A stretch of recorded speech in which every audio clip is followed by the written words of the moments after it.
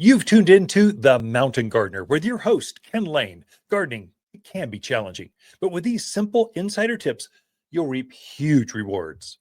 Now, let's tune into today's Mountain Gardener with Ken and Lisa. So I'm getting a lot of folks asking, when should I prune back? When should I cut back my flowers? When should I prune back my shrubs? The things are deciduous. When should I? When should I? They're anxious. There's the problem is the days are still really nice and your gardens are kind of going to sleep. So you want to be out there still doing stuff.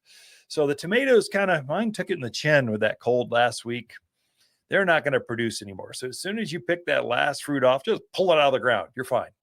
Veggies, your summer vegetables, kind of that way. So your things that form a fruit are your summer vegetables. They don't like the frost. And so this cold, they're not gonna be happy. They're gonna let you know, or just turn black and die.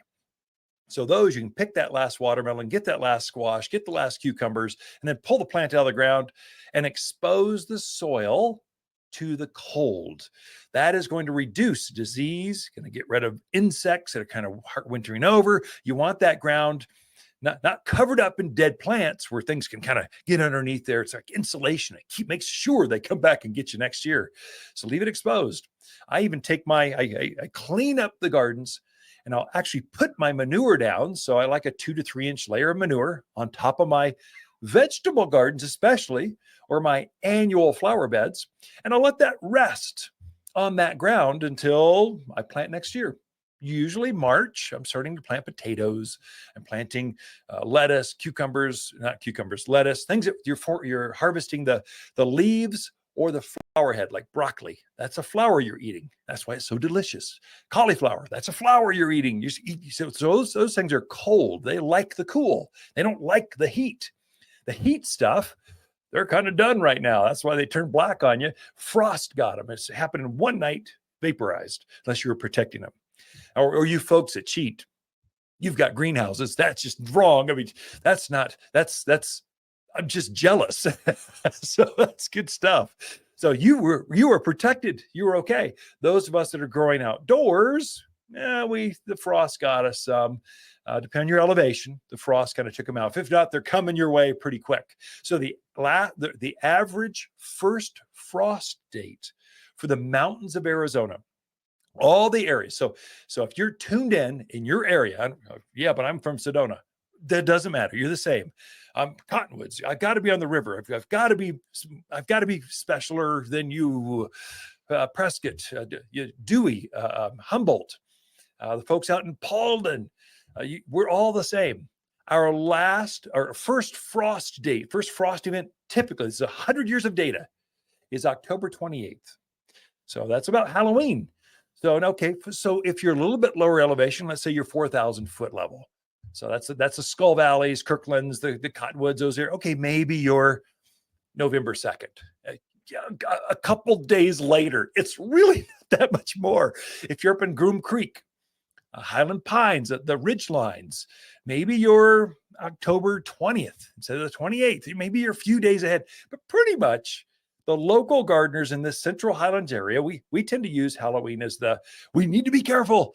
If you want to keep things going, frost could show up at any time. Keep the sheets available. We want to keep those tomatoes, pick the last cucumbers. So we always have that. Our guard is up. In spring, our last frost is typically, the locals use Mother's Day as that. It's actually technically May 8. That's our 100 years of data. It tends to land on May 8. What that really means is that sometimes it's the end of April. You never quite know if it's an early spring, or sometimes I've seen it snow on Mother's Day. Sometimes it's in the middle, closer towards Memorial Day. Now, you folks up in the real cold areas, maybe you're Flagstaff, Williams, you tuned in from the White Mountains. Maybe you are Memorial Day. So you're definitely at that higher elevation. The main thing to watch, pruning wise, so your shrubs, especially new things, leave that structure, that plant. I know the leaves dropped off, but that branch structure protects the core of that plant, the heart of the plant. It keeps the cold off. It warms up. So those branches catch the rays of the sun. They keep the crown of that plant warm. And so don't be tempted to prune things right back to the ground like you will. Usually I'm waiting on my, let's say, autumn sage, Russian sage, my lavenders, rosemaries. I'm not going to cut those things back until after the cold of winter is done. So I'm going to wait till March. It's not too late. It's actually right on time. It's actually the best month to really do a lot of pruning because you've got the structure intact. And so for trees, March is better because the branches can kind of help shade some of the trunk areas. So it helps protect it from sun scald. There's some things that happen where the sun warms up the sap in the trunk, starts to flow, and then it gets really cold real quick. And then there's this cracking that happens on the branches, usually in February or March. So if you wait until let the cold do its thing, it'll protect the plants and you'll have less loss. You'll have a healthier plant next spring. You'll have more growth. You have better blooms, especially for your spring bloomers. Don't be tempted to prune back your spring blooming lilacs, forsythia, rhododendrons, azaleas. You'll prune it. You can, but you'll prune all the flowers off. So the buds are forming right now. Camellias, we actually have some in bloom here at the garden center. So if you do pruning now, you'll prune the flowers off.